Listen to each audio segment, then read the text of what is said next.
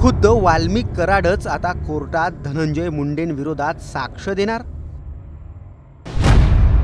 आपण मागितलेली खंडणी आणि संतोष देशमुखांची झालेली हत्या हे सगळं धनंजय मुंडेंच्या इशाऱ्यावरून झालं असं खुद्द वाल्मिक कराडच कबूल करणार, अशा चर्चांना उधाण आलंय। उलट त्या सरमाड्यांनी का खरमाड्यांनी त्यांनी मान्य न्यायालयात सांगितलं पाहिजे, मी जे हे खुना केले, पैसे जमा केले, हे जे पाप केलं ते मी धनंजय मुंडेसाठी केले। राजीनामा देऊन मुंडेंच्या अडचणी संपल्या नाहीयेत। मुंडेंवर थेट 302 अंतर्गत गुन्हा दाखल करण्याची मागणी जोर धरते। धनंजय मुंडेंचा थेट खंडणी प्रकरणात सहभाग असल्याचाही आरोप करण्यात आलाय। अशातच खुद्द वाल्मिक कराडच धनंजय मुंडेंविरोधात कोर्टात साक्ष देईल का, अशा चर्चांना उधाण आलंय। या चर्चांमागचं कारण काय? खरंच वाल्मिक कराड धनंजय मुंडेंविरोधात साक्ष देऊ शकतो का? धनंजय मुंडेंवर नेमके काय आरोप होत आहेत? यातून धनंजय मुंडेंच्या अडचणी कशा वाढू शकतात, याचाच सविस्तर आढावा या व्हिडिओतून घेणार आहोत।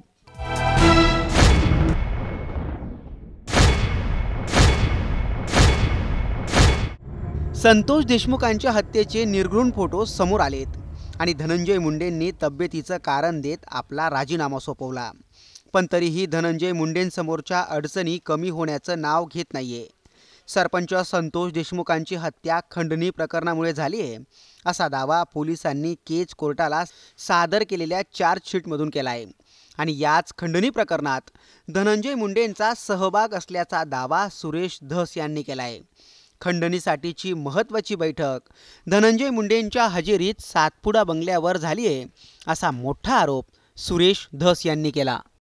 वाल्मिक अण्णाशिवाय धनंजय मुंडे यांचं पानही हलत नाही, तर संतोष देशमुखच्या खुनाचं पान धनंजय मुंडेंच्या परस्पर कसं हललं, हा माझा सवाल। ही घटना ही खंडणीमुळे झालेली आहे आणि मी आरोप केलेला आहे, त्याचं उत्तरही भविष्यात ते मंत्रिपदावर राहिले काय नाही राहिले काय त्यांना उत्तर द्यावं लागेल की सातपुडा बंगल्यावरती खंडणीच्या संदर्भात बैठक झाली होती का नाही, याचं उत्तर मात्र धनंजय मुंडे यांना द्यावं लागेल। एकीकडे सुरेश धस तर दुसरीकडे मनोज जरांगे पाटलांनी मुंडेंविरोधात आक्रमक भूमिका स्वीकारली आहे।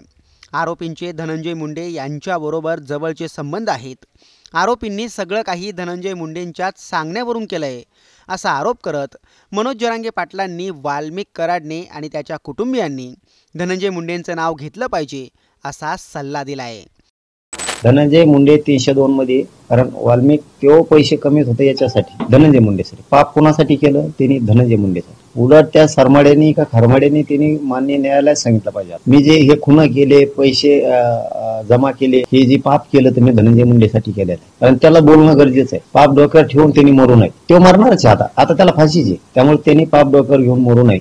आणि त्याच्यात एक नंबरच्या आरोपीच्या कुटुंबालाही सांगतो, तुम्ही कोणासाठी पाप केलंय? धनंजय मुंडेसाठी केलंय हे तुम्ही म्हणा, कारण तुमच्या एक नंबरच्या आरोपीनं तुमच्या कुटुंबासाठी कमी केलं, इतकं त्या धनंजय मुंडेसाठी केलं। तो मजात फिरण इकडं आणि तुमच्या माणसं जेल भोगतील। त्याच्यामुळं त्या एक नंबरच्या आरोपीच्या कुटुंबांनी सुद्धा सांगायला पाहिजे, आरोपीनं सुद्धा एक नंबरचं सांगायला पाहिजे की ही खंडणी मी धनंजय मुंडेसाठीच मागितली होती, खून सुद्धा धनंजय मुंडेसाठीच केला, हे त्यांनी सांगितलं पाहिजे। कारण अर्ध पाप त्याच्या डोक्यावर ठेवलेलं बरं, सगळं पाप घेऊन त्या आरोपींनी मरू नये। वाल्मिक कराड आणि धनंजय मुंडे यांचे किती जवळचे संबंध आहेत हे लपून राहिलं नाहीये। वाल्मिक कराडने मुंडेंच्या घरात घरगडी म्हणून काम पाहिलंय। मुंडे घराण्यात फूट पडल्यानंतर वाल्मिकने धनंजय मुंडेंची साथ दिली आहे। तेव्हापासून वाल्मिक कराड मुंडेंबरोबर निष्ठावंत असल्याचं बोललं जातं।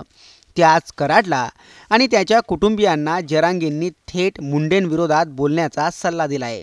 यावर ते काय करतात? खरंच धनंजय मुंडे यांच्या विरोधात साक्ष देतात का, की या प्रकरणापासून धनंजय मुंडेंना दूर ठेवतात, हे लवकरच कळेल। तुर्तास तुम्हाला याबाबत काय वाटतं? उत्तर कमेंट करून नक्की कळवा।